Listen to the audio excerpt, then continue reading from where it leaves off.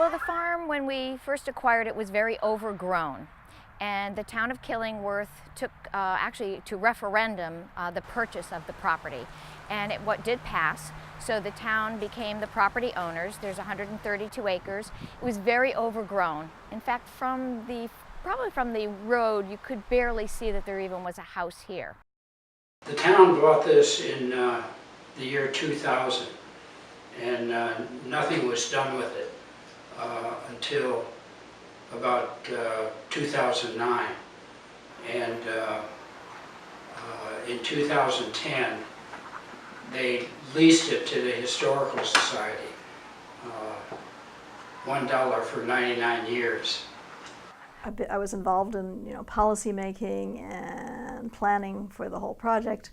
I've applied for grants continually, ranging from the relatively small grant that allowed us to put a nice sign up in front of it, to a steep grant to help with the renovation of the farmhouse.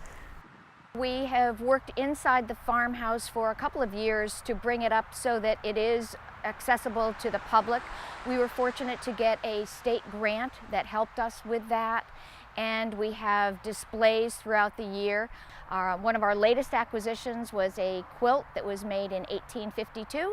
It was made by many of the famous names, Parmelees, Nettletons, Lanes, etc., as a gift for the new minister's wife. It was made by the Ladies Sewing Society. So we have that displayed at the moment, and along with many, many other things of our history, Cowboy Valley and so forth. Little by little, I think townspeople saw the potential in the property, and many volunteers came in with clippers and machinery and just started sort of reclaiming the property. We've been very fortunate with volunteers.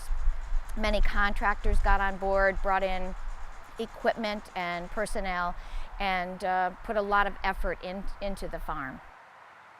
So now it's on the Register of Historic Places, but it's not the kind of historic site that is one moment frozen in time. It's really a place that evolved over many years, and when we present it, we try to preserve the features of it from various points in time, but we also try to show those changes and how it did evolve. Basically, they were farmers. The Parmelees here, they grew crops, just about everything you can imagine. We've kind of basically tried to keep it that way. So, we have the farmhouse. There were fields out there. One little plot there is a community garden. People can sign up and get a little plot where they can grow, vegetables or flowers or whatever. We've maintained this stone barn out here and the pole barn, which is further back. Killingworth was always the farming community, and so I think that the farm, Parmelee Farm, represents that heritage, and it's a great place now for people to gather. We've never really had a center of town, and so now, anything we have for community, we're going to have the pumpkin carving, we're going to have Halloween with the birds of prey here, and it's a place for people to come together to enjoy the property, to take hikes on the trails, and just a good place for the community. As Linda mentioned, there is no town green, so this is a gathering place for the community. Additionally, we do Christmas at the farm. We do a bunch of different events throughout the year, and it's just a good gathering place for the community, which we never had before. The town got a grant to really fix up the house, to put in the heating, plumbing, electricity. There was a lot of work to do to get it up to shape, and a lot of volunteers worked on this.